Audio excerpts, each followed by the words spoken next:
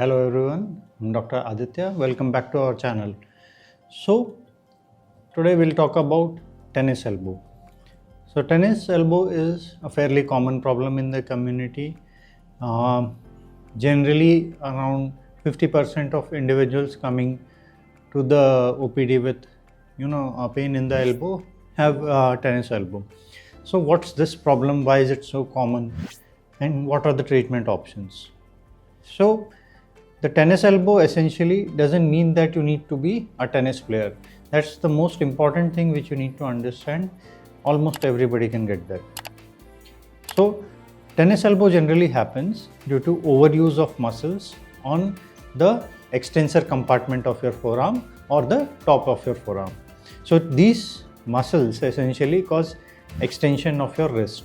So tennis elbow typically happens when there is a forced extension of the wrist which is repetitive in nature.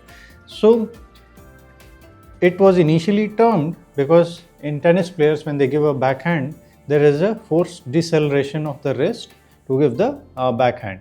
So that puts a lot of load on the extensor group of muscles. So typically it will present with pain on the outer aspect of your elbow.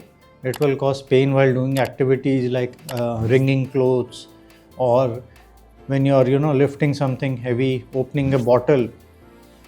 It's a very painful condition and takes very long to improve. Okay, so when you look at the treatment aspect of things, there are 3 levels of treatment. One is obviously initial anti-inflammatory medicines, icing the area, using a brace around the inflamed tennis elbow. So these are the things which bring the inflammation down. The brace essentially prevents a full contraction of the muscle, so that's how the full load is not transmitted to the elbow, and a lot of people have an improvement with this. Physical therapy is advisable, as the more modalities you put in to treat the tennis elbow problem initially, the more the chance of a improvement. Because one thing which we need to understand is it's a problem which is very resistant to treatment. So physiotherapy essentially consists of releasing the tight muscles, decreasing the inflammation, and then later on improving the strength of your elbow.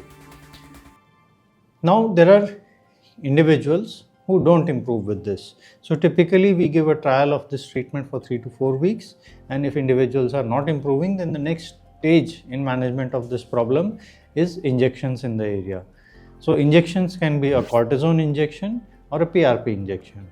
So cortisone essentially decreases the inflammation in that area and gives pain relief. You do need to follow up an injection with subsequent physiotherapy. The other option is to give a PRP injection. So now what is this PRP? We'll have a detailed talk on PRP later, but for starters, essentially we take your blood, we extract some healing factors from it and inject it around the elbow. Now PRP exactly is not proven science. This is one thing very important which we need to know, that PRP has been there for around 20-30 years, but till date there is no study that shows that we need to give this much dose of PRP for this frequency to give an improvement. But yes, it does help a lot of people. So PRP also is an option for an individual who A is not responding to steroids or doesn't want to take steroids. The final treatment option in our armory for treatment of a tennis elbow is a surgery. So it's a very small surgery which can be done arthroscopically. Essentially, the culprit muscle in the tennis elbow is ECRB or extensor carpi radialis brevis. So typically there is tendon degeneration, there may be small tears of the tendon causing the pain and inflammation. So typically in the surgery we don't need to repair this muscle, we just need to debride it and debride the bone so that there is a healing stimulus in that area. So surgery gives excellent results with regards to pain relief, and typically by around 3 to 6 weeks pain should not be there, and typically by around 3 months post surgery individuals can do strengthening and they can do their regular activities.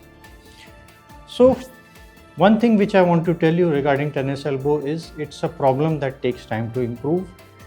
It's a multi-modality treatment, and if one level of treatment doesn't work, we can always step up the treatment to the next level. It's a perfectly treatable condition, and you should always approach a tennis elbow with a positive outlook. So if you like what you see, then you can share and subscribe our channel. Keep watching.